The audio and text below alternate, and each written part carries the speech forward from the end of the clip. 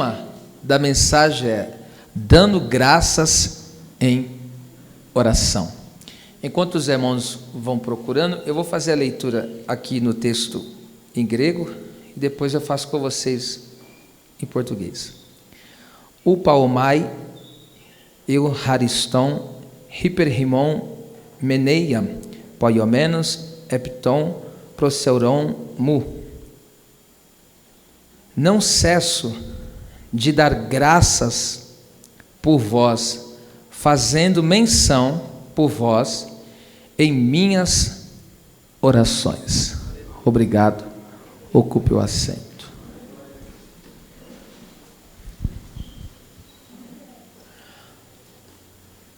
Com essas palavras, o apóstolo Paulo demonstra o seu amor e comprometimento para com Deus e a sua obra. Ele agradece ao Senhor pela obra transformadora de Deus na vida dos irmãos, que é testemunhada no viver em Cristo, estando na cidade de Éfeso, e aqueles irmãos testemunhavam a vida de Jesus neles.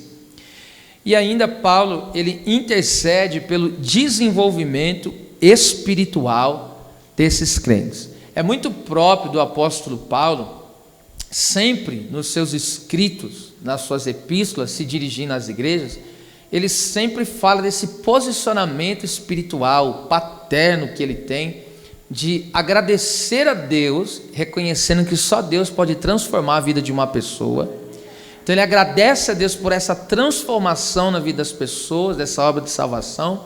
E não só isso, Paulo ora para que essas pessoas venham desenvolver a sua vida espiritual perante o Senhor Deus. E ele vem e diz aqui: não cesso de dar graças a Deus, no caso, por vós.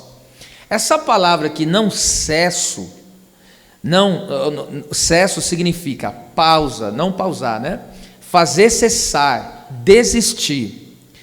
Isso dá a ideia de fazer com que alguém cesse com certa atividade. Então Paulo queria dizer para aqueles irmãos que as circunstâncias contrárias da vida, pois ele estava preso por amor ao Evangelho, não bloquearam o coração dele para que ele não viesse a ser grato, e nem impediu ele de ter uma reação espiritual, de orar ao Senhor. Então veja, as circunstâncias difíceis em que esse servo de Deus se encontrava, não bloqueia, enegrece o seu coração, a ponto de ele não ter a gratidão a Deus, e também não impede de ele reagir espiritualmente, orando não somente por ele, mas orando pelos próprios irmãos, orando pela a igreja do Senhor. Por isso, ele está dizendo: eu não cesso, ou seja, em todo tempo, a toda hora, eu agradeço e oro ao meu Deus. Em 1 Tessalonicenses 5,18, a Bíblia vai dizer: em tudo, dai graças a Deus. Esta é a vontade do Senhor para a nossa vida em Cristo Jesus. Então, esta é uma vontade de Deus para a nossa vida, que indiferente das circunstâncias que nos, no caso, nos sequem, Ele quer que nós venhamos a ter o quê? Gratidão por Ele, ser grato ao Senhor, ter no nosso coração a gratidão por tudo que Deus já tem feito, já tem operado na nossa vida. Então, não cessar de dar graças a Deus é entender que o que o Senhor fez é maior do que o momento difícil que nós estamos passando. Vou repetir: quando você dá graças a Deus, você está entendendo, no momento difícil, quando você dá graças a Deus, você está entendendo que o que Deus fez na sua vida é muitíssimo maior do que o momento difícil em que você está passando. E por isso você consegue o quê? Agradecer, porque a maior obra Deus já fez. E qual é a maior obra que Deus já fez em minha vida? A salvação. Você pode ver em Hebreus 2:3, o autor aos Hebreus, na parte B do versículo, vai dizer assim, uma tão grande salvação. Ele não simplesmente falou uma salvação, ele está falando é uma tão grande salvação. Por que é uma tão grande salvação? Porque essa salvação só pode ser efetuada por Deus. Porque todos nós sabemos que a salvação, ela pertence a Deus, porque aos homens isto é impossível. Nenhum homem pode alcançar a salvação por si próprio. A salvação é um milagre, e esse milagre só Deus pode fazer. Então, quando você tem a convicção, a certeza que você é salvo em Cristo Jesus, isso é um milagre que Deus operou na minha, isso é um milagre que Deus operou na sua vida. E por nós entendermos que esse é um milagre tão grande, tão extraordinário, então nós passamos a agradecer a Deus, indiferente da situação. Por quê? Aí a pessoa se encontra numa situação adversa, ela pega e fala: eu não posso murmurar, porque Deus me livrou do inferno. E não posso murmurar, porque eu estava perdido e Deus me resgatou. Eu não posso murmurar, porque eu estava morto espiritualmente e Deus me deu vida. Então, às vezes, existem situações da nossa vida que às vezes não está como nós queríamos que tivesse. É normal. Mas você queria hoje, pode ser que você queria hoje estar vivendo um outro tempo na sua vida. Mas você há de convir que uma grande obra Deus já fez na sua vida. Então, por essa grande obra, nós passamos a ser grato ao Todo-Poderoso. E essa gratidão me faz entender que o meu Deus, Ele está no controle de tudo, e sendo Ele o meu Deus e o meu Pai, Ele sempre tem o melhor para os seus filhos, e é por isso que a gente tem muita gratidão ao nosso Deus. A gratidão nos livra do tormento. Eu vou repetir isso aqui: a gratidão nos livra do tormento. Isso nós podemos ver na vida do profeta Jonas. Para você que está anotando, do capítulo 2, do versículo 1 ao 10, mas eu vou resumir alguns versículos. Ele diz, a Bíblia diz que ele ora ao Senhor no ventre do peixe, do grande peixe. E no versículo 2, ele vai dizer assim: eu na minha angústia clamei ao Senhor. Ele vai dizer assim, ó, no ventre, a tradução lá está escrito inferno, mas errado, é o Sheol, que é o lugar do tormento, que é equivalente no Novo Testamento ao Hades, é o mesmo lugar. Então ele fala, do Sheol, ou como está essas traduções, vai do ventre do inferno, eu clamei. Imagine alguém estar dentro de um ventre de um peixe, no fundo do mar, dos oceanos da vida. Então a situação dele era de trevas total. E o texto diz que ele ora ao Senhor. Só que no versículo 9, no meio daquela oração, ele fala: oferecer-te-ei o meu sacrifício, pagarei os meus votos com voz de agradecimento. Irmão, foi automático. Quando o texto diz que ele coloca agora gratidão naquela oração, o texto vai dizer: e falou o Senhor com um grande peixe, para o tirar ele daquele lugar. Então a gratidão, quando Jonas fala de gratidão, Deus livrou ele do ventre do inferno. Era a situação que ele se encontrava, uma situação horrível, só que quando ele em oração, ele passa a agradecer a Deus, Deus livrou ele daquela situação. Observe que aqui comigo, vocês lembram daquela passagem que fala do rico e do Lázaro? Lembra que os dois morreram? O Lázaro era, no caso o mendigo, né? Lázaro, que temia o Senhor, ele temia a Deus, e por temer a Deus, ter gratidão a Deus pela salvação, veja, mesmo sendo, ele estava numa situação de mendigância, presta atenção, só que ele temia o Senhor, ele era grato pela salvação. Quando ele morreu, foi para o céu, foi, no caso, né, para o seio de Abraão, lugar de descanso. Mas o rico que não era grato, a Bíblia diz que ele foi parar no lugar de tormento. E quando você faz uma leitura de Lucas 16, 25, está lá, o homem, o Lázaro está no lugar de descanso, e o homem rico, e ele não está lá porque ele é rico, não tem nada a ver, ele está lá porque não teme a Deus e não confiou em Deus para a sua salvação, tá? E observe que o texto diz que ele clama lá no lugar de tormento, ele fala assim, ó: meu pai Abraão, me tira daqui, fala para Lázaro molhar a ponta do seu dedo e molhar a minha língua, porque eu estou atormentado. E aí o pai Abraão diz assim: filho, aí na terra você recebeu os seus bens, os seus muitos bens, E Lázaro passou tantas necessidades. Ele está querendo dizer, você só recebeu o bem e não foi grato. Lázaro, na situação ruim, foi agradecido. Só que agora, no final de tudo, preste atenção, no final de tudo, Lázaro é consolado. Não, você não pegou, no final de tudo vai valer a pena, no final de tudo você vai ser consolado. Então Lázaro, mesmo em uma situação adversa, ele tinha gratidão no coração. E o que é a gratidão, senão ser grato pelo que Deus fez? Então, veja que mesmo em uma situação totalmente desfavorável, Lázaro foi grato, e essa gratidão a Deus o levou ele para a salvação. Agora esse homem foi beneficiado de outras formas, né? Só que não tinha gratidão, porque ele não ajudava ninguém, ele vivia em função de si. Ele tinha tanta condição, mas nunca fez nada por ninguém. E vivia na condição para si próprio, e o resultado foi esse calamitoso. E ele foi parar nesse lugar de tormento, onde não tem mais saída. Agora você veja como é tremenda essa coisa da gratidão, porque qual que é o contexto? Depois vem o capítulo 17, é o mesmo contexto. Jesus fala a respeito do servo, e depois ele fala daquela passagem dos 10 leprosos. É a continuação. Veja o contexto. E Jesus pega, a Bíblia diz, Lucas registra, que tinha 10 leprosos, e falou: Senhor, tem misericórdia de nós. E Jesus pegou e disse para eles: vão lá no templo e mostra-te para o sacerdote. O texto diz que quando eles obedeceram a palavra do Senhor, estão indo até o templo, no meio do caminho eles foram curados.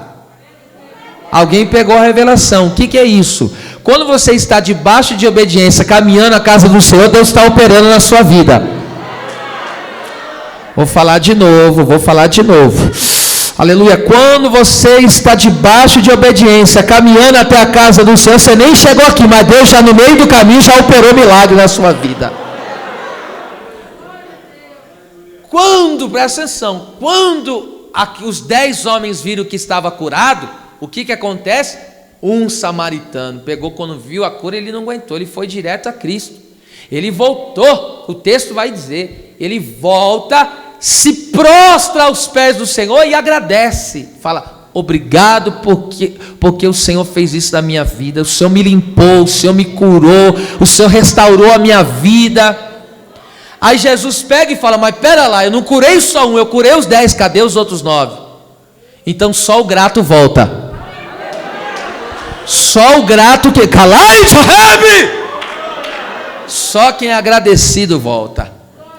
Aí no versículo de número, presta atenção nisso aqui, no versículo de número 19 do capítulo 17 ainda, o texto vai dizer, Jesus pegou e disse para ele assim: vai em paz, porque a tua fé te salvou. Jesus fala para ele que a fé dele o salvou, porque a gratidão daquele homem pelo que Jesus fez na vida dele, tirou ele da perdição.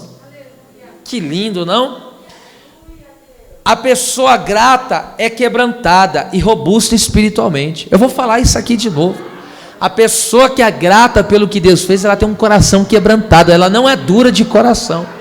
E outra, ela é robusta na fé, porque Jesus falou: a tua fé te salvou, ou seja, tem fé, tem espiritualidade.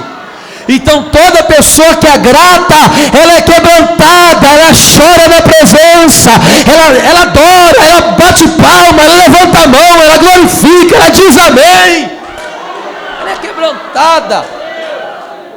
Você pode ver quando alguém, irmão, é grato pelo que Deus fez. Pode ver. Pega alguém que foi livre das drogas, livre da prostituição, livre de uma vida promíscua, alguém que sabe de fato da onde Deus o tirou. Veja como ela é grata. Lembra Lucas capítulo 7 do Simão e da mulher pecadora? O Simão se vangloriava nas obras dele, e aí quando Jesus chegou na casa dele, ele não fez nada por Jesus, porque era natural. Está escrito em Lucas 7 do 37 em diante. É natural naqueles dias, quando uma pessoa, um anfitrião, recebia um visitante, o que ele fazia? Dava um beijo na face daquela pessoa, um ósculo santo, lavava os pés daquela pessoa e ainda colocava um perfume nela, deixava ela bem, e colocava a mesa para desfrutar. A Bíblia diz que aquele Simão não fez nada, por Jesus, não fez nada. E de repente aparece naquela ceia, irmão. Aparece naquele culto uma mulher pecadora, que a Bíblia chama ela assim, pecadora. Só que ela se arrepende dos pecados, ela chega por detrás, ela não tem nem coragem de ir pela frente, de tão envergonhada que ela estava. Ela chega por detrás e pega no pé dele, e quando pega no pé dele, começa a chorar nos pés, beijar os pés, e ainda enxugar os pés com o cabelo. Aí o Simão pegou e falou, mas se ele fosse profeta, falando de Jesus, se ele fosse profeta, saberia quem é essa mulher. Aí Jesus já foi e soltou para ele, falou, ô Simão, eu cheguei na tua casa, você não me deu um beijo quando eu cheguei na face. Eu cheguei na tua casa, você não deu água para os meus pés e nem me ungiu. Só que desde que essa mulher chegou nesse culto, ela está tão quebrantada, que ela está lavando os meus pés com as lágrimas dela. Ela não está usando pano para enxugar meu pé, ela está usando cabelo. E a unção que ela está derramando em mim, o perfume que ela está derramando em mim, é o perfume do quebrantamento. Aí Jesus diz, sabe por quê que ela é tão quebrantada assim? Porque ela sabe o que eu fiz por ela, perdoando os seus pecados. Aí Jesus fala para o Simão, sabe por que você não tem gratidão? Sabe por que você não é quebrantado? Porque você não tem gratidão, porque você pensa que a tua justiça é que está te salvando, mas quem salva é Deus, só Deus pode salvar o homem. Então você pode ver, toda pessoa que sabe a obra que Cristo fez por ele, ele é muito quebrantado. Ele é quebrantado na presença de Deus, ele se alegra, ele glorifica a Deus. É maravilhoso. E uma outra coisa importante sobre não cessar, Paulo fala, eu não cesso de dar graças, porque a gratidão abre portas de milagre. Vocês já ouviram falar isso, mas vale aqui a repetição pela importância do que fala. A gratidão, diga isso comigo, a gratidão abre portas de milagres. Em João capítulo 11, versículo 34 e 35, Jesus chegou em Betânia, Lázaro estava morto, e Jesus perguntou, aonde está ele? O texto diz assim, que mostraram aonde ele estava. Versículo 35, Jesus chorou. Então veja, quando Jesus vê a situação do seu amigo, que era irreversível humanamente falando, Jesus faz o quê? Chorou. A situação ali era difícil ou fácil? Dificílima, ele está chorando ali de tristeza de fato, pelo que a morte fez com Lázaro, e a tristeza que causou naquela família. Jesus está triste com isso, então Jesus chora. Agora o texto vai dizer, presta atenção, no versículo 41, que em meio às lágrimas, o texto vai dizer que Jesus, ele fala no 40, para Maria, Marta e Maria, não tinha dito que se creres verás a glória de Deus? Aí no 41 ele fala, o texto diz assim, em meio às lágrimas, ele levanta os olhos ao céu. Olha o que ele diz em oração, Pai, eu te dou graças por ter me ouvido. Presta atenção, ele está em meio às lágrimas, ele está em meio a uma situação difícil, mas está agradecendo porque Deus ouve a oração. Então ele não está aqui murmurando alguma situação, reclamando, ele está em meio àquelas lágrimas, ele está o quê? Agradecendo. E quando ele agradece ao Pai, em meio às lágrimas, o que aconteceu? A pedra foi removida e ele bradou, Lázaro, vem para fora, porque a gratidão abre portas de milagre. Aleluia. Com isso eu aprendo, na gratidão Deus reverteu o quadro. Às vezes nós somos tentados, né? Em situações da nossa vida que parece que não anda, não vai para frente, você está lutando por algo, aí você fala, nossa, essa pessoa não muda dentro de casa. E a gente é tentado a falar e falar umas coisas erradas, né? Só que sabe o que nós temos que falar? Falar palavras de gratidão. Deus me bateu aqui, gente. Eu estou confessando, Deus me deu uma surra, que linda, que eu amei. Mas Deus falou comigo nessa palavra. Porque há situações da nossa vida que a gente olha, você tem vontade de se lamentar. Mas o que Deus nos ensina com essa palavra? Agradeça. Porque quando você está agradecendo pelo que Deus já fez, você está permitindo que uma porta se abra diante de você.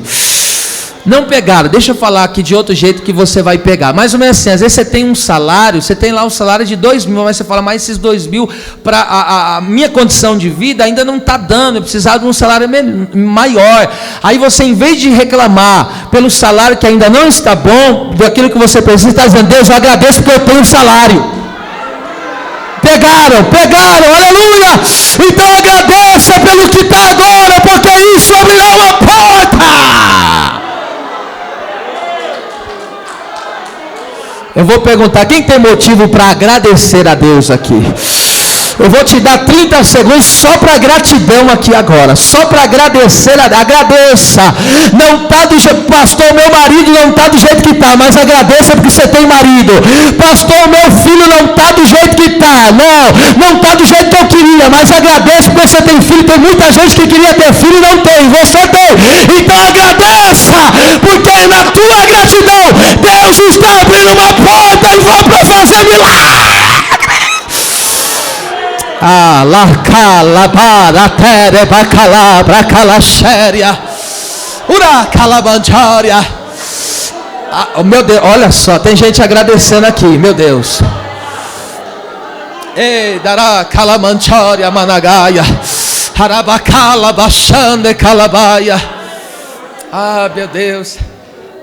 Sempre que eu penso em questionar em algo, vem à minha mente que eu estou muito melhor do que muita gente. Meu Deus. Quando eu penso, eu falo, na hora vem minha mente. Na hora eu falo, meu Deus, tem muita gente que queria ter isso que eu tenho. Vamos entrar pela via da gratidão, é melhor. Então o apóstolo está aqui dizendo, ele está dizendo ao Senhor, né? Não cesso de dar graças. Vamos lá trabalhar isso aqui. A palavra graças aqui, que é gratidão, significa ser grato, sentir gratidão, agradecer. Tem o sentido de ser agradecido com base num benefício que recebeu. É o dever agradecimento, né? Alguém fez algo, você já reparou quando alguém fez algo que te beneficiou, você não se sente em dívida com a pessoa? Essa é a questão da gratidão, é você sempre se sentir devedor. Meu Deus, essa é a questão da gratidão. Então Paulo agradece a Deus por ter salvado e transformado esses irmãos. Olha o que Paulo está agradecendo. Deus, eu te agradeço porque tu salvaste esse povo, e não só salvou esse povo, eu te agradeço porque o Senhor transformou a vida deles, porque eles estavam na bruxaria, agora eles estão recebendo essa epístola maravilhosa e mergulhando na tua palavra. Porque vocês sabem que o povo de Éfeso, eles eram dados à magia, eles tinham vários livros, e eles queimaram aqueles livros, então eles trocaram o livro da magia pela palavra de Deus. Antigamente, eles davam culto de que jeito? Eles davam culto ao deus Baco, que era o deus do vinho, tomavam um monte de cachaça, e ia cultuar os deuses dele. Agora, eles não tomam cachaça, agora eles tomam santa ceia e dão louvores a Deus. Meu Deus! Então Paulo está agradecendo por essa transformação. E é coisa tremenda ser grato a Deus pelo que Deus fez, essa vida transformadora que Deus fez na nossa vida, na vida das pessoas. Por quê? Olha só, Paulo fala, eu sou grato por vós. Sabe por que ele era grato de Deus transformar as pessoas? Porque as pessoas têm um valor tremendo, irmão. Uma pessoa que foi transformada pelo Evangelho, você não sabe o valor que ela tem. Até sabe, porque a Bíblia diz que uma alma salva, uma só, vale mais que o mundo inteiro. Agora veja só, em Romanos, isso aqui eu vou ler com vocês. Romanos 16, 3 e 4, olha que coisa tremenda que ele vai falar de um casal aqui, que eu oro aqui para essa igreja, para que Deus levante casais como esse, olha só. Saudai a Priscila, que significa antiga, e a Áquila, que significa águia, meus cooperadores em Cristo Jesus. Olha só, os quais pela minha vida expuseram, ali já é grego, tá no original, o seu pescoço Olha lá, o seu pescoço, que aqui na nossa tradução diz é a sua cabeça, né? Mas no original eles puseram o seu pescoço, como alguém que desce o pescoço para morrer em lugar de outro. Olha só o que o Paulo está dizendo, ó. Os quais pela minha vida expuseram o seu pescoço, sua cabeça, né? O que não só eu lhes agradeço, mas também todas as igrejas dos gentios. Escuta isso aqui comigo, gente. Esse casal Priscila e Áquila, não sabemos o que foi, mas Paulo estava para morrer, em alguma situação que ele iria morrer. Só que esse casal, eles se colocaram até mesmo em perigo de ter a cabeça arrancada, porque é assim que o Império Romano fazia na época. Eles colocaram a vida em risco só para salvar o apóstolo. Eles tiveram a coragem de colocar a vida em perigo para socorrer a vida do apóstolo. E o apóstolo está dizendo para eles, ó, eu sou devedor desses irmãos. Eu agradeço, lhes agradeço, mas não só eu, todas as igrejas dos gentios. Sabe quem são as igrejas dos gentios? Nós somos a igreja dos gentios. O apóstolo Paulo, ele foi o instrumento que Deus usou, porque você sabe que o evangelho começou sendo pregado para quem? Para os judeus, somente para os judeus. E a palavra gentios, que significa nações, é todo aquele que não é judeu. Então todas as nações que não é judeu, é gentio. Então o evangelho era para os judeus, só que Deus tomou o apóstolo Paulo, levantou ele e falou, você vai pregar a minha palavra para as nações, para os gentios. E ele começou de embarcação em embarcação, ele foi de cidade em cidade. Olha onde o evangelho veio parar. Começou lá em Atos 2, aonde veio parar? Veio parar na cidade de Assis, aqui, aonde nós estamos. Nós somos devedores do que Deus fez através da vida de Priscila e Áquila, através da vida de Paulo. Por isso que Paulo está dizendo, não só eu agradeço pela minha vida, porque se não fosse por eles eu teria morrido, mas as igrejas, porque quantas epístolas o apóstolo Paulo escreveu, que nos beneficia como palavra de Deus. Esse homem fez um trabalho para o evangelho no reino de Deus muito vasto. É claro que tudo fez através do Senhor. Sem o Senhor ninguém tinha feito nada. Então eles são os instrumentos que Deus usou, mas nós louvamos a Deus, agradecemos a Deus pela vida deles. Então nós agradecemos porque Deus salvou, Deus transformou esses irmãos e levantou eles como um instrumento poderoso nas mãos dele. Agora preste atenção nisso aqui.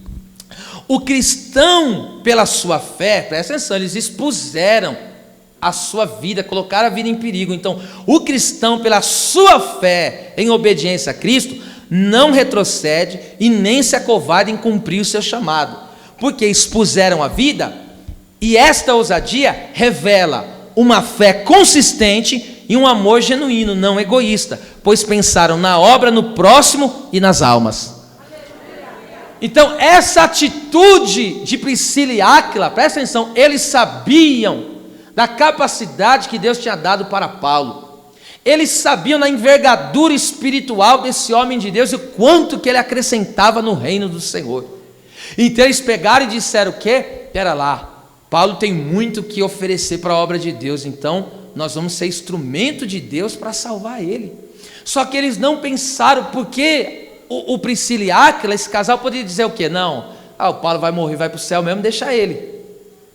E pensasse na vida deles, porque eles poderiam, não vou expor minha cabeça, mas eles não fizeram questão da própria vida. Para quê? Para salvar um irmão, para socorrer um servo de Deus em amor a Deus, em amor à obra, em amor às almas. É por isso que eu digo, nesse tempo de pandemia, você só vê gente egoísta, não só, mas estou dizendo, não estou generalizando, mas as pessoas tomam decisões só pensando no seu próprio umbigo. Cadê o evangelho, o amor do evangelho nisso? Já pensou eu chegasse aqui e falasse, eu vou pensar só em mim mesmo e na minha casa, e você também fizesse isso, só pensasse em você na sua casa, e cada um ficasse na sua casa e fala, se vira. E as pessoas que não têm força espiritual, e as pessoas que não têm, entende, que não têm entendimento da palavra, se nós fizéssemos isso, seríamos egoístas. Mas nós estamos vindo aqui num tempo como esse de pandemia, que estamos fazendo? Expor o nosso pescoço, por quê? Por amor a Deus, por amor à obra, por amor às almas. Então o cristão, como dizem aí, né? Um espirituoso disse isso: um cristão, pela sua fé, ele não mata ninguém, mas pela sua fé, ele morre. Pela sua fé em Cristo Jesus, ele não tem amor à sua própria vida, antes cumprir o ministério chamado do Senhor. Isso aqui é evangelho, hein? Não diminua glória com essa palavra agora não, viu? Isso aqui é evangelho. Porque você vê que hoje não se fala, é difícil falar de uma situação como essa, mas você vê que encaixa perfeitamente no dia que nós estamos vivendo. E eu digo, nesse tempo de pandemia que dura mais de um ano, né? Imagine quantas pessoas aqui no nosso meio foi salva, foi restaurada, foi curada. Já pensou se nós tivéssemos retrocedido? Então, esses irmãos, agora o que eles vão fazer? Vão agradecer a Deus pela nossa vida. Alguém vai agradecer a Deus porque você não retrocedeu. Alguém vai louvar a Deus porque você não parou. Alguém vai engrandecer o Senhor porque você não desistiu, continuou na sua posição, continuou orando, continuou buscando. Que tremendo, hein? Veja só, grato por cada vida transformada. Ele fala, né? Eu sou grato por cada vida transformada, pois nisso redundará em gratidão e glória a Deus. Veja só, quando Deus opera essa obra de transformação na vida das pessoas, isso resultará sempre em louvor a Deus. Vamos ver isso aqui em 2 Coríntios 9, 12 ao 13. Olha que tremendo isso aqui. Porque a administração desse serviço não só supre as necessidades dos santos, no caso da igreja, né? Mas também redunda em muitas graças que se dão a Deus. Qual que é o contexto aqui? O povo de Jerusalém está sofrendo perseguição por causa do evangelho, e as portas para eles estão fechando, de tal maneira que eles estão sendo impedidos de trabalhar, e por causa disso muitos irmãos estão passando necessidade física, de alimento. Só que o povo que estava em Corinto não tinha esse problema, então eles poderiam trabalhar e fazer a vida normal. Então eles estavam com uma condição financeira bem sucedida, até porque aquela região era muito próspera e eles eram bem aquisitivamente falando. E agora o apóstolo Paulo está falando para eles ser liberal em colher ofertas para ajudar os necessitados. Aí veja só o que o apóstolo Paulo está falando, ó. Visto como na prova dessa administração, que é serviço, glorificam a Deus pela submissão que confessais quanto ao evangelho de Cristo, e pela liberalidade de vossos dons, para com eles e para com todos. O que o apóstolo Paulo está querendo dizer com isso aqui? O viver em obediência ao evangelho, porque ele fala lá, submissão que confessais quanto ao evangelho de Cristo. Submissão é estar em obediência. Então observe isso aqui comigo. O viver em obediência ao evangelho sempre beneficiará o próximo. Então toda pessoa que está submissa ao evangelho, ele sempre beneficiará o próximo. Eu vou falar de novo. Aquele que está em submissão ao evangelho de Jesus Cristo, ele nunca somente olhará para si, mas ele olhará para o próximo. E toda pessoa que está submissa ao evangelho de Cristo, ele beneficiará alguém. E quando essas pessoas, preste atenção nisso, quando alguém está submisso ao evangelho, significa que ele está vivendo o evangelho. E agora as pessoas que têm necessidades estão sendo ajudadas por quem? Por alguém que vive Cristo. Esta pessoa está em necessidade, essa pessoa, em qualquer que seja a área, né? Falta de algo, ou às vezes uma necessidade emocional, e está lá o crente sempre dando uma palavra de consolo, estendendo a mão para ser liberal e ajudar aquela pessoa. Então essas pessoas vão ver Cristo em nós, e quando eles verem Cristo em nós, o que eles vão fazer? A Bíblia diz que eles vão agradecer a Deus pelas nossas vidas. Então, quando eu estou submisso ao evangelho de Cristo, eu sou instrumento de Deus para que as pessoas passem a glorificar a Deus e agradecer a Deus pela minha vida. Por isso que Paulo é grato por cada crente, cada pessoa que é transformada, né? E outra coisa, a gratidão é uma arma poderosa contra a ansiedade. Vou repetir, a oração é a gratidão, melhor dizendo, né? A gratidão é uma arma poderosa contra a ansiedade. Vamos ler isso aqui, ó. Filipenses 4:6. Olha como que a gratidão é poderoso contra a ansiedade. Essa palavra que inquieta é ansioso, tá? Não estejais ansiosos por coisa alguma. Antes, as vossas petições sejam em tudo conhecidas diante de Deus, pela oração e súplicas com ações de graça. Então nunca ora sem agradecer a Deus. A nossa oração deve ser seguida sempre de agradecimento. Observe, agora leia esse versículo de trás para frente. A chave do versículo está ler ele de trás para frente. E eu vou ler para você aqui, ó, de trás para frente. Sejam sempre gratos. Façam as vossas petições a Deus em oração. E em tudo esteja conhecida cada necessidade. E assim vencereis a ansiedade. Então tudo começa na gratidão. A gratidão é uma arma poderosa contra a ansiedade. Meu Deus. A chave desse versículo está de ler de trás para frente, tá certo? Que lindo, né? Então creia nisso, tá? Quando você agradece a Deus, é como diz, agradece pelo pouco, Deus multiplica. Aleluia, Deus seja louvado. Para a parte B do versículo 16. Fazendo menção de vós em minhas orações. Essa palavra ali, fazendo, significa fazer, produzir, expressa uma ação completa de algo que a pessoa está fazendo. Escute bem isso. As obras do ser humano nunca são neutras, constituem obediência ou desobediência a Deus. Vou repetir. As obras do ser humano nunca são neutras, constituem obediência ou desobediência. Aonde eu vejo isso? Lucas 6,46. Olha que importante. Jesus falando para o seu povo, os seus discípulos e a multidão também. Por que me chamais Senhor, Senhor, e não fazeis o que eu digo? Então tem pessoa que fala, não, tu és o meu Deus, mas vive de acordo com a sua vontade. Então, Jesus está falando, por que você me chama de Deus e Senhor, sendo que você é o Deus da sua vida?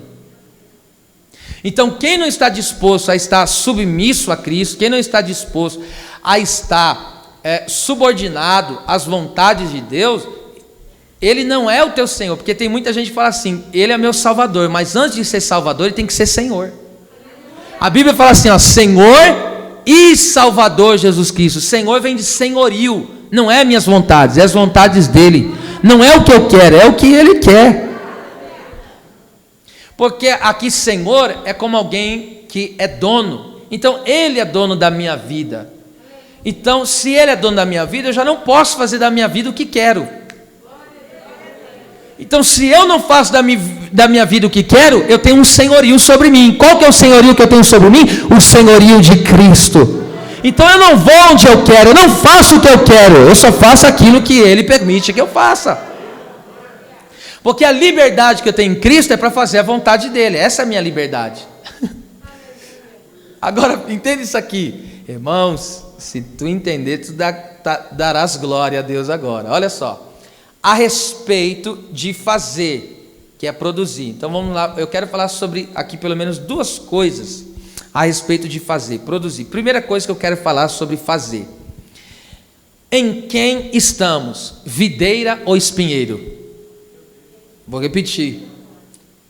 Em quem nós estamos ligados, conectados? Na videira ou no espinheiro? Lembra em João 15 que Jesus falou no versículo 5? Ele diz assim, ó, se vocês estiverem em mim e eu estiver em vós, dareis muitos frutos. Aí ele dá a palavra tremenda, sem mim nada podereis fazer. Olha lá, a mesma palavra, fazer. Então Jesus está querendo dizer o que com isso? Ele está querendo dizer o que? Somente podemos produzir, fazer boas obras estando nele. Porque se eu sou um ramo que estou ligado à videira, então o meu fruto é compatível com a videira. Então no caso a videira verdadeira é Cristo. Então esse é o fruto que eu vou produzir. Só que se a pessoa, presta atenção, ela está no espinheiro, o que ela vai produzir? Ela vai produzir espinho. Você sabe que espinheiro que eu estou dizendo aqui é um símbolo do império do inimigo. Então, ou uma pessoa está ligada ao espinheiro, ou ela está ligada na videira. E aí a pessoa vai fazer de acordo com a raiz dela. Fala pelo menos um meu Deus, sei lá, alguma coisa aí. Então veja, eu não vou poder produzir outra coisa, é o que Tiago falou, não pode de uma água amarga sair água doce, nem uma água doce sair água amarga, não tem como. Então, em quem nós estamos? Porque nós vamos fazer, presta atenção, nós vamos fazer de acordo a onde estamos ligados. Se eu estou ligado no espinheiro, o que eu vou produzir? Ódio, rancor, mágoa. Agora entenderam, né? Agora, se eu estou ligado na videira, o que eu vou produzir? Amor, paz, longanimidade.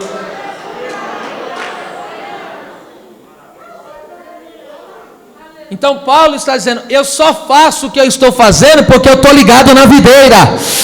Porque ele falou, eu não tenho do que me vangloriar, porque eu só faço porque eu estou em Cristo. Oh, coisa boa. Então, essa é a primeira coisa a respeito do fazer, produzir. Agora veja só, segunda coisa que eu quero falar. Primeiro, em quem estamos, videira ou espinheiro. E segundo, para quem estamos fazendo? Porque vamos lá, nós estamos conectados, e eu quero crer aqui que nesta noite o povo que aqui está 100% ligado na videira. Amém, alguém disse amém, glória a Deus. Senão eu fico assustado aqui, se não der um amém. Agora, observe, não só basta fazer para quem eu estou fazendo.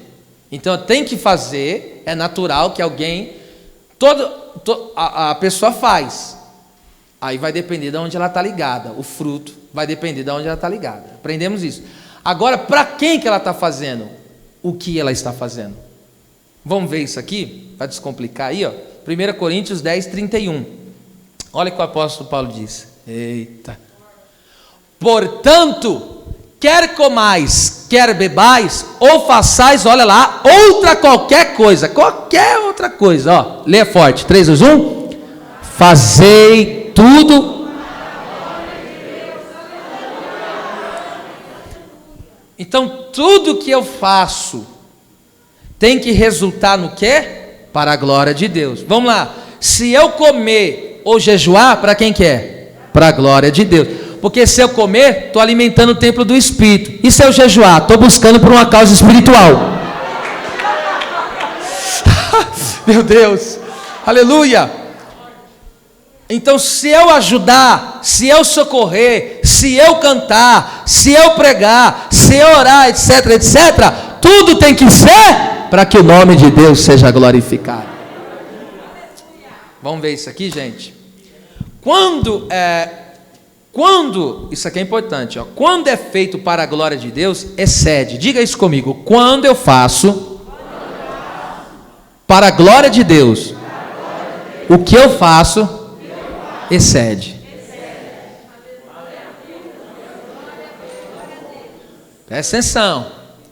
Quando nós fazemos para a glória de Deus, você nunca vai fazer na medida, você sempre fará mais. Exceder é o que ultrapassa. Vamos ver isso aqui? Vamos ver isso aqui? Filemão, capítulo único, versículo 21. Olha só o que o apóstolo Paulo vai falar para um dos seus cooperadores. Ó. Você sabe que o contexto aqui qual que é? Um homem chamado Onésimo era escravo de um homem chamado Filemão. E esse Onésimo fugiu porque tinha roubado o seu patrão. E ele fugiu e foi parar na onde? Aonde Paulo estava preso. E Paulo pregou o evangelho e ele foi salvo. E agora, na salvação, ele foi liberto, ele foi transformado daquele ato ruim que ele estava fazendo. E agora o apóstolo Paulo pega, como ele conhece Filemão, que Filemão foi salvo através do ministério de Paulo, Paulo pregando a palavra. Aí Paulo pega e fala, não recebe ele como um escravo mais, recebe ele como um irmão em Cristo. E tudo aquilo que ele fez, aquilo que ele pegou de você, que ele defraudou, põe isso na minha conta, e quando eu voltar aí, eu vou pagar para você. Aí Paulo está dizendo para ele o quê? Recebe o Onésimo, não tenha ódio de Onésimo, perdoa Onésimo. Agora veja só o que Paulo fala, ó, escrevi-te, ó Filemão, confiado na tua obediência. Leia forte, vai. Sabendo que ainda fará mais do que te digo. Então veja, Paulo só falou para ele, recebe ele aí, Mas olha o que o apóstolo Paulo falou. Você está ligado na videira. O que você faz, Filemão, você faz porque o nome de Deus será glorificado. Então você não só vai receber e perdoar o servo de Deus honesto, você vai amar ele, você vai ajudar ele, vai fazer mais.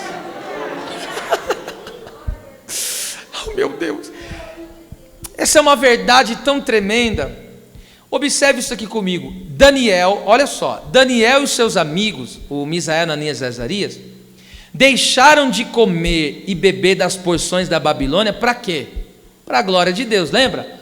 Quando, eu estou falando daquilo que excede, tá? Então aquele que faz para a glória de Deus, ele sempre vai exceder naquilo que ele faz.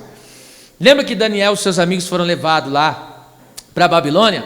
Aí o rei Nabucodonosor falou, ó, toma, trazendo para hoje, toma essa cachaça aqui, come essa comida consagrada aos ídolos.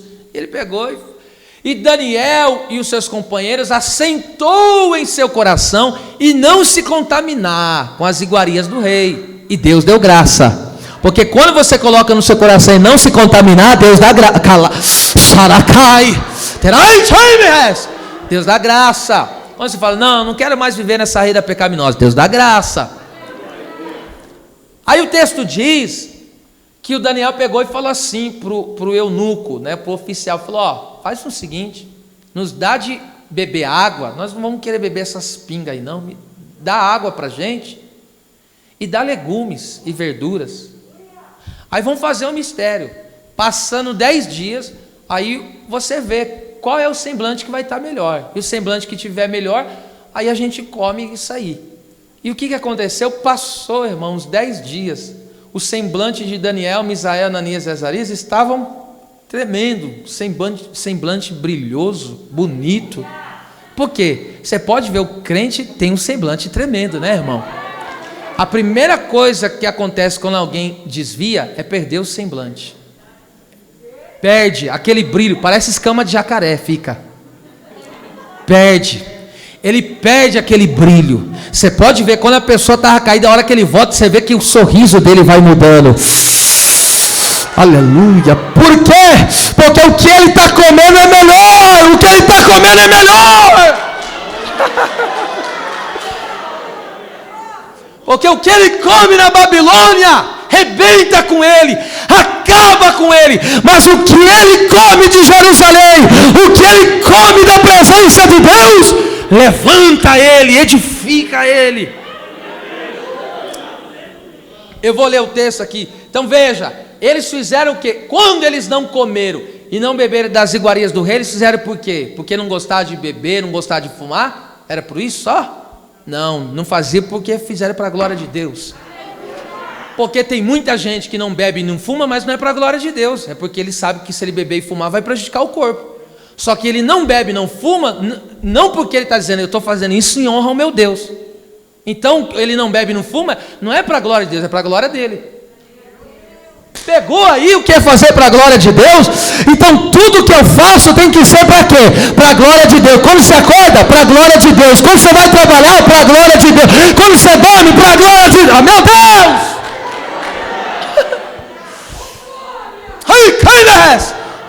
Veja só como é diferente fazer para a glória de Deus. Aí quem faz para a glória de Deus sempre vai exceder. Veja isso aqui. Eu vou ler alguns versículos aqui. O 15, o 19 e 20. Olha só de Daniel. A fim dos 10 dias, apareceram os seus semblantes melhores. Olha lá. E eles estavam mais robustos. Essa palavra, né? Vamos falar robusto, né, irmão? Do que todos os jovens que comiam porção do manjar do rei. Então veja, aquele povo estava tudo, esses gordos aqui, presta atenção, eu estou falando sério, é robusto, eles estavam belos, bonitos. Agora o versículo 19, e o rei falou com eles, entre todos eles não foram achados outros tais como Daniel, Ananias, Misael e Azarias, por isso permaneceram diante do rei. Agora olha o 20, em toda a matéria de sabedoria e de inteligência, sobre o que o rei lhes fez perguntas, os achou 10 vezes mais doutos do que todos os magos ou os astrólogos que havia em todo o seu reino. Preste atenção, o rei estava fazendo enigmas e propondo situações ali para testar a capacidade deles. A Bíblia vai dizer que a capacidade dos crentes era 10 vezes maior do que aquele povo. Sabe por quê? Porque o crente que faz para a glória de Deus excede. Vou falar de novo. O crente que faz para a glória de Deus excede. Sempre vai exceder. Quem louva para a glória de Deus, o louvor dele vai exceder. Quem prega para a glória de Deus, a pregação dele vai exceder, porque Deus está recebendo. Quem ajuda para a glória de Deus, meu Deus, é para a glória. Aqui, presta atenção nisso aqui, oh meu Deus, 10 vezes mais, excederam, porque você sabe que 10 é o número completo, excederam completamente.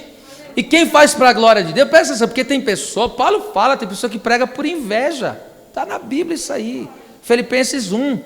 Então se eu subisse aqui, estou dando exemplo de mim mesmo, se eu subisse aqui em cima, para pregar, só para os irmãos depois sair do culto e falar, nossa, mensagem do pastor, eu estava caído já. Se eu pregar só para as pessoas dar nota para a minha pregação, vamos dar nota do pastor hoje. Hoje o pastor está nota A, está mais ou menos, está 5.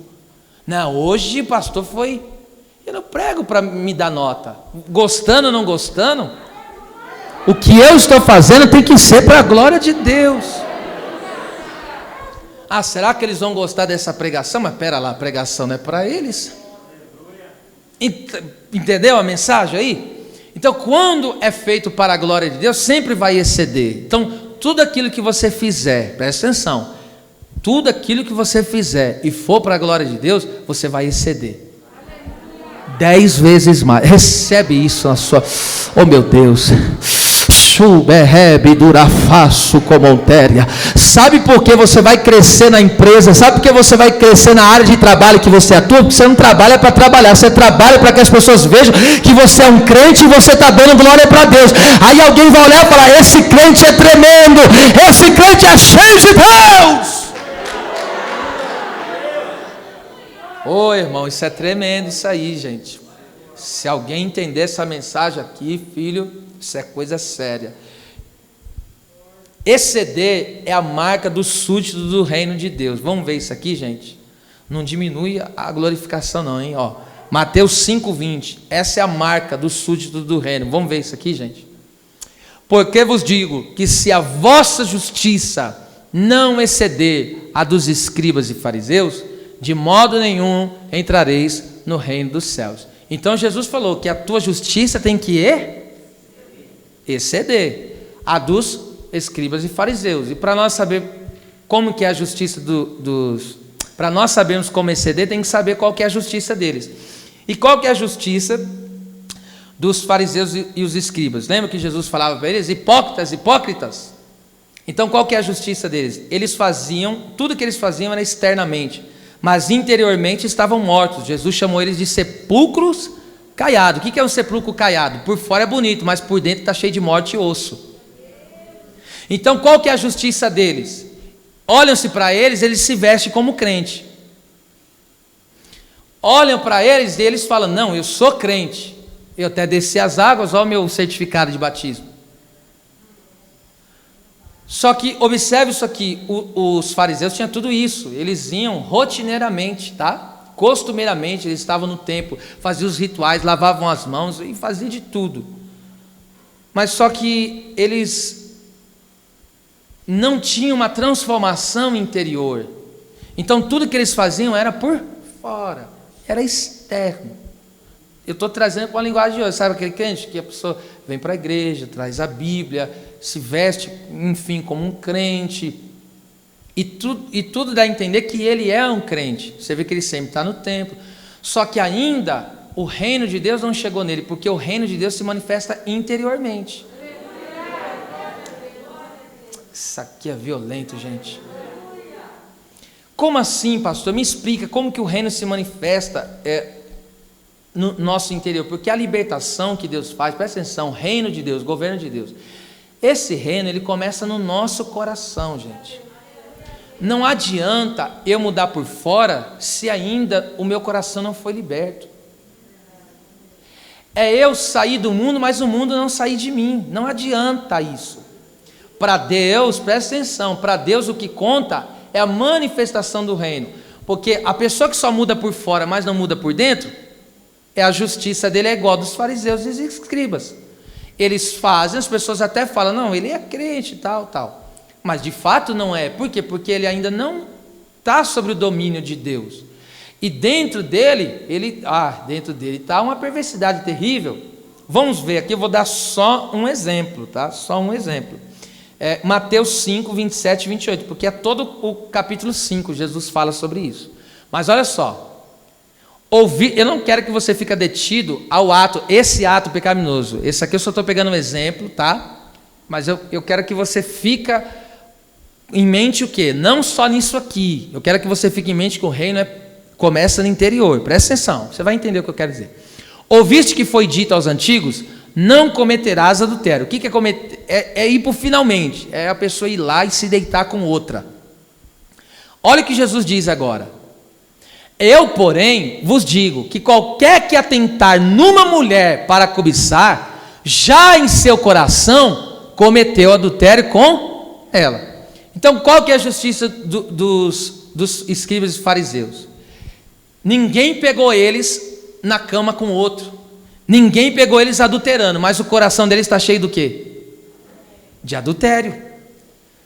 Lembra quando aquela mulher, João 8, foi pega no ato do adultério? Jesus falou, quem não tem o pecado que faça o quê? E por que eles não atiraram? Porque o coração estava cheio de adultério. Entenderam? Pegou a visão aí? Vai pegar melhor agora, veja só. Cobiçar no coração, isto não é um pensamento repentino que o inimigo lança, né? Nem um desejo impróprio que surge uma seta, mas um desejo errado, aprovado no coração pela própria vontade. Porque você sabe que você pode estar naturalmente, o inimigo lançar uma seta na tua cabeça, e vir aquele pensamento ruim, mas você não é obrigado a ceder a ele. Por isso que você tem que administrar os seus pensamentos.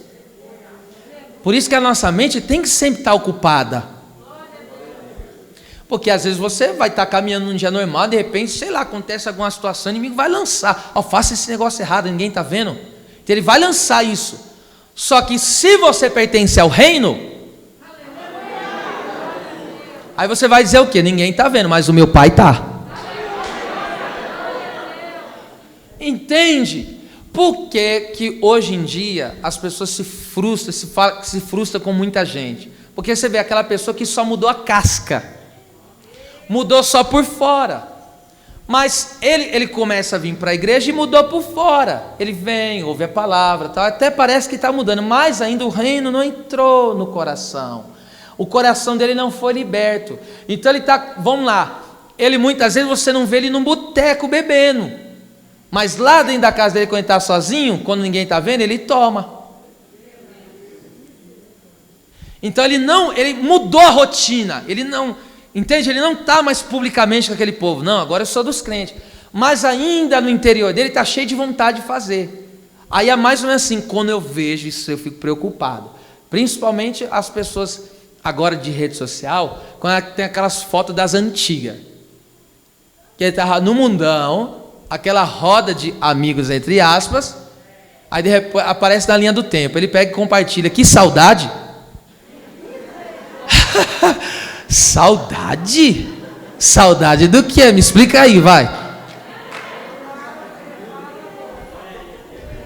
Aleluia. Dá só uma olhada assim, fala, o reino é chegado, dá só uma olhada assim. Aleluia. Só quem sente a presença de Deus aqui, fala alguma coisa, pelo amor de Deus. Aleluia. Quando Jesus transforma, Ele não só transforma por fora, Ele não transforma superficialmente. Quando Jesus entra na vida de alguém, Ele excede.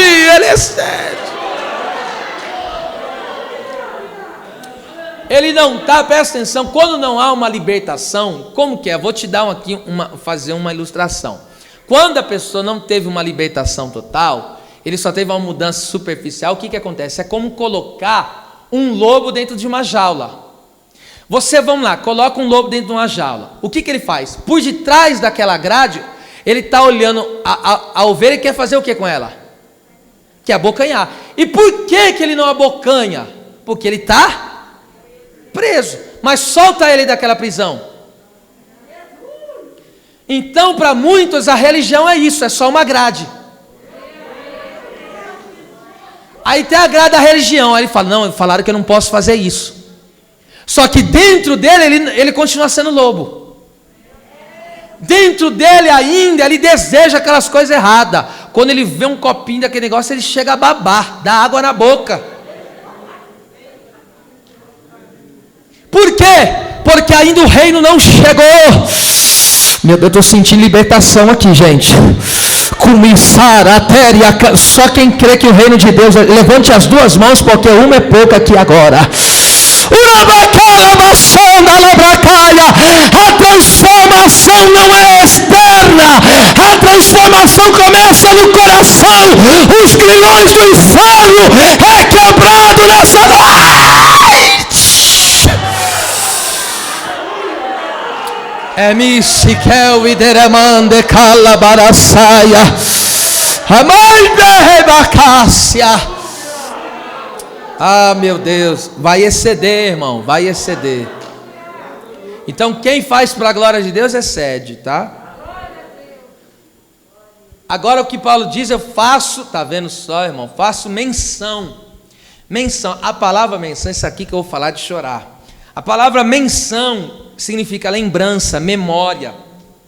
Olha o que Paulo diz: eu dou graças a Deus por vós, por Deus ter transformado vocês. E tenho mais uma coisa: eu faço menção de vocês, eu apresento vocês perante o Senhor. Eu não só agradeço por Deus ter transformado vocês, mas eu sempre trago vocês na memória. Olha que lindo! Eu sempre lembro de vocês em minhas orações. É gostoso, não é você saber que tem alguém orando por você? É ou não é maravilhoso? Irmão, quando alguém fala, pastor, eu estou orando por ti, eu me sinto até mais forte. Porque eu sei o efeito de uma oração. Ela pode muito em seus efeitos. É tão lindo, né? Ah, como é lindo. Muitas vezes, isso aqui é algo que você precisa ouvir. Muitas vezes, às vezes a pessoa está em uma situação desfavorável, vamos supor, e está distante, não tem como, eu sempre mando, na situação, eu mando um áudio de oração. Mas por que eu mando o áudio? Se é Deus que ouve a oração. Porque você sabia que quando alguém sabe que alguém está orando por ela, a fé dela aumenta? Aumenta ou não aumenta? Então esse é um mecanismo que a gente usa, entende? Para alguém saber que está sendo cuidado. Alguém saber que ela é importante. Porque se alguém está orando por mim, é porque alguma importância eu tenho. Ah, meu Deus. Então Paulo traz o povo na memória. Pega isso aqui. Sabe o que isso é chamado na Bíblia? Peitoral de juízo. Diga que é pedagógico. Peitoral de juízo. Para ou continua? Vamos lá. O que é o peitoral de juízo? Eu vou ter que ler um texto do Antigo Testamento. É Êxodo 28, 15, 21 e 29. Escuta isso aqui. Deus falou para Moisés, deu para ele uma vestimenta do sumo sacerdote. E na vestimenta do sumo sacerdote, ele mandou fazer um peitoral de juízo. Diga de novo, peitoral de juízo. Presta atenção. Esse peitoral de juízo era uma placa de ouro. E ela tinha 12 pedras. Quantas pedras? 12. Cada pedra tinha um nome do povo de Israel. Cada pedra tinha um nome das tribos. E essa placa era carregada onde? Tinha nas ombreiras dele, tinha duas ombreiras assim, que tinha uma haste. Então era uma placa, para vocês entenderem aqui. Era tipo assim, era uma placa. E nessa placa tinha duas cordinhas segurando. Então ele carregava no ombro dele. Já entenderam? Agora veja só o que é ter o peitoral de juízo. Isso aqui é de chorar. Farás também um peitoral de juízo, de obra esmerada, conforme a obra de éfode o farás, de ouro e de pano azul, de púrpura, de carmesim, de linho fino torcido farás. 21, eu estou resumindo, tá, os versos. E serão aquelas pedras segundo os nomes dos filhos de Israel. 12 segundo os seus nomes. Serão esculpidas como selos, cada uma com o seu nome, para as 12 tribos. Olha o 29, isso aqui é tremendo, irmão. assim Arão levará os nomes dos filhos de Israel no peitoral do juízo, sobre o seu coração, quando entrar no santuário, para a memória diante do Senhor continuamente. O que o sumo sacerdote fazia no santuário? Ele entrava para fazer o quê? Para interceder pelo povo, para orar pelo povo, para pedir socorro pelo povo. Então Deus falou: eu quero que você ponha esse peitoral no juízo, porque quando você entrar, você não está entrando sozinho, o povo entra com você. E cada vez que ele olhava para aquele peitoral de juízo, quem que ele lembrava? Do nome de cada um. Escute isso aqui, pelo amor de Deus. Olha só, olha o que ele diz: você vai trazer esse peitoral no coração. Então, o que Deus está querendo dizer para ele? Você vai trazer o povo no coração quando entrar no santuário. Então, cada vez que ele entrava no santuário, ele carregava o povo no coração. Agora escute, o peso do peitoral era carregado na onde? Lembra? Então ele carregava um peso. Qual que era o peso? De interceder pelo povo, de interceder por cada família, de interceder por cada casamento, interceder pela vida espiritual, pela saúde daquele povo. Escute isso aqui: um líder não carrega os nomes dos membros no cadastro da igreja, na agenda de contatos do seu celular ou nos aparelhos eletrônicos. Ele carrega o povo no coração, porque os ama e vive intercedendo por eles. Então, quando você entrar ao santuário, traga alguém no coração.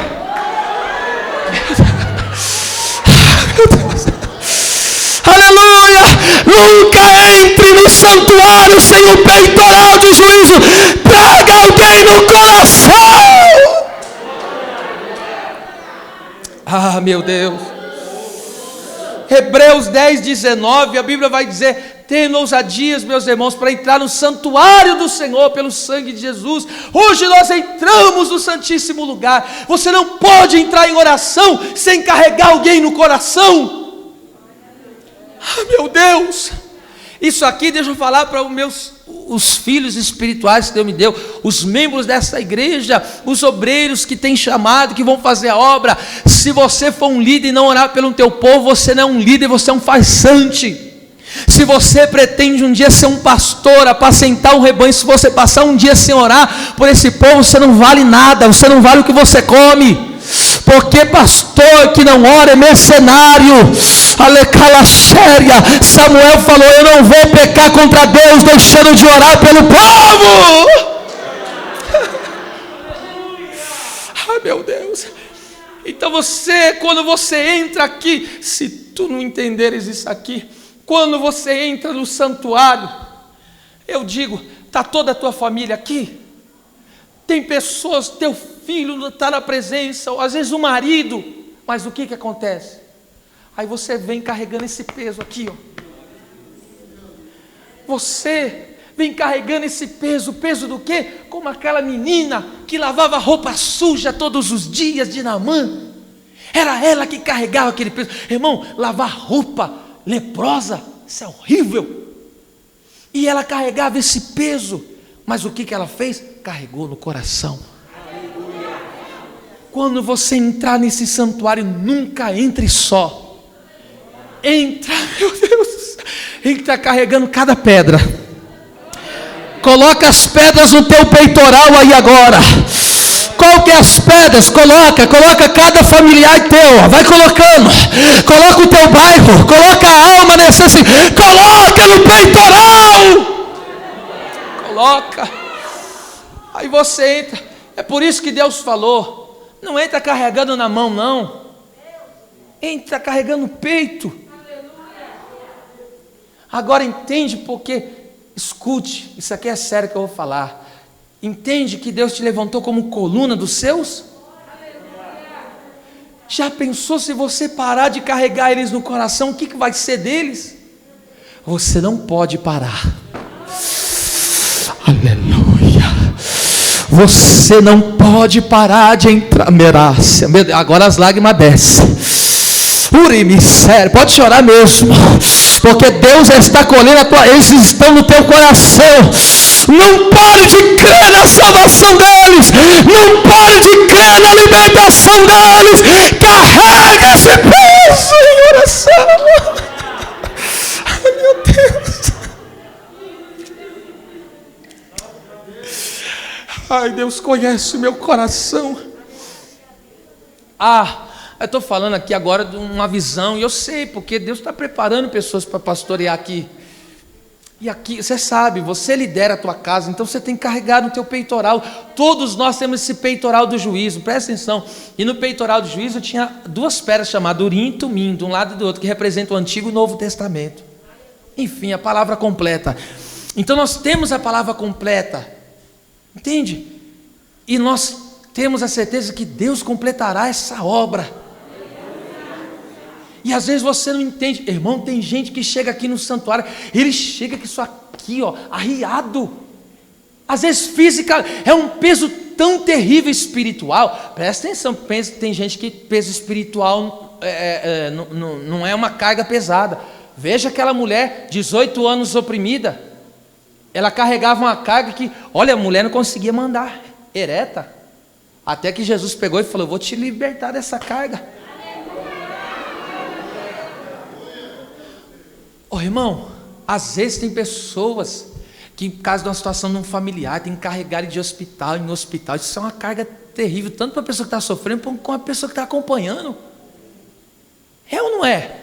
Estou olhando aqui, vi agora, lembrei, esses tempos, a irmã Madalena, eu vim com o seu esposo, enfim, ali com a mãezinha. Meu Deus, eu vi falar: meu Deus, só Deus sabe o que passaram. Mas vinham.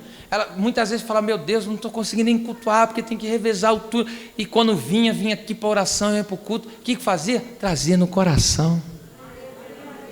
E às vezes você sente aqui doendo. Deus está falando, Deus vai tirar essa carga.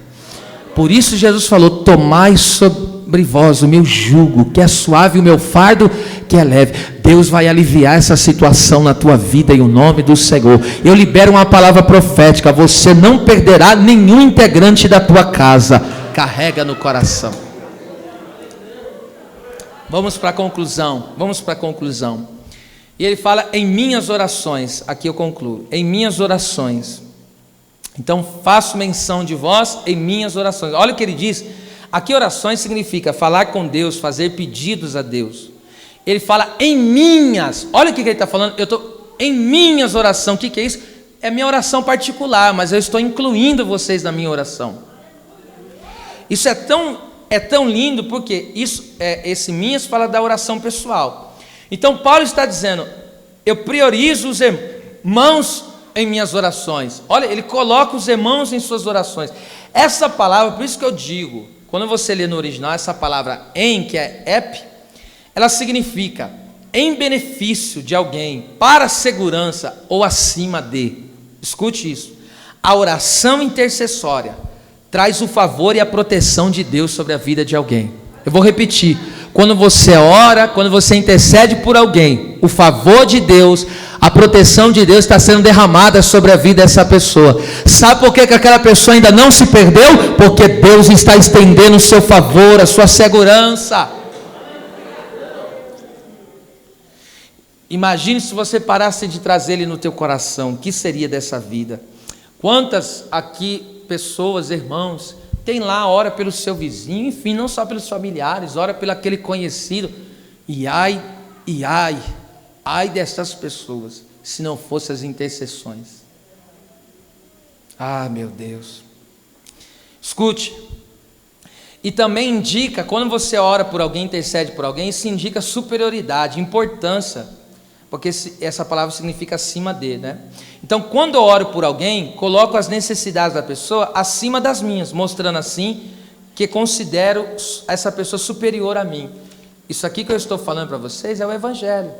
Então, presta atenção, quando nas minhas orações particulares, eu chego diante de Deus, e eu paro de orar por mim para orar por alguém, eu estou falando, eu estou colocando o meu irmão acima de mim. E com isso eu estou quebrando o egoísmo da minha vida. Pastor, é bíblico fazer isso? Opa, vamos ver isso aqui, Filipenses 2, 3 e 4. Olha lá, nada façais por contenda, que já vou dizer, ou por vanglória, ali é contenda, partidarismo, ou por vanglória, mas por humildade, cada um considere os outros superiores acima a si mesmo. Não atente cada um para o que é propriamente seu, mas cada qual também para o que é dos outros. Então a Bíblia diz que a minha caminhada com Deus não pode se resumir em mim.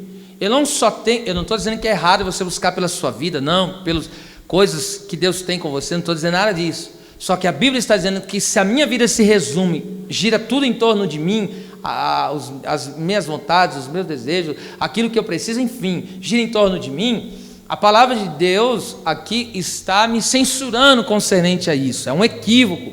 Então Paulo está dizendo o quê? Não façais nada por contenda, que é partidarismo ou vanglória. Essa palavra aí, contenda, aí significa ambição egoísta.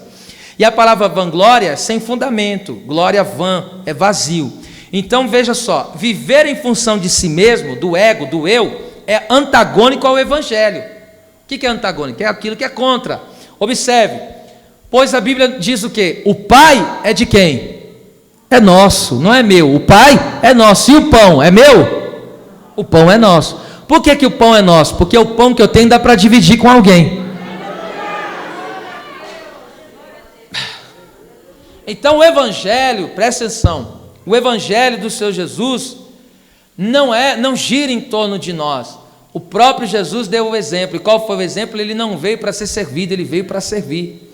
E assim como o nosso Senhor viveu, assim que nós devemos viver. Eu não devo viver em função da minha vida.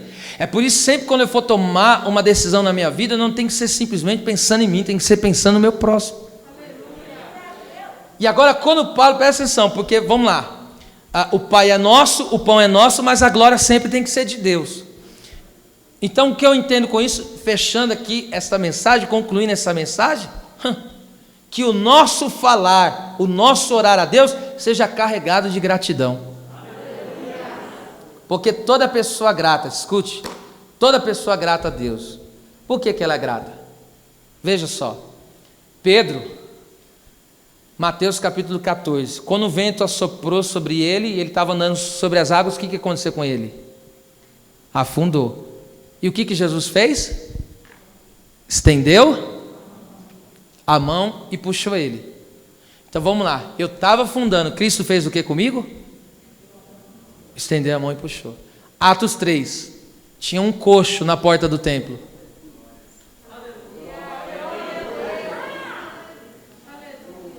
Estava um coxo. E aí Pedro falou, eu não tenho prata e não tenho ouro, mas o que eu tenho? O que Pedro fez? Versículo 7, estendendo a mão. Porque esse é o mistério do evangelho. Eu estava caído, Cristo estendeu a mão e me levantou. E agora que ele me levantou, eu vou estender a mão para levantar outro. Aleluia, aleluia, aleluia. Então, que as nossas orações estejam carregadas de gratidão. As palmas vão ao Senhor.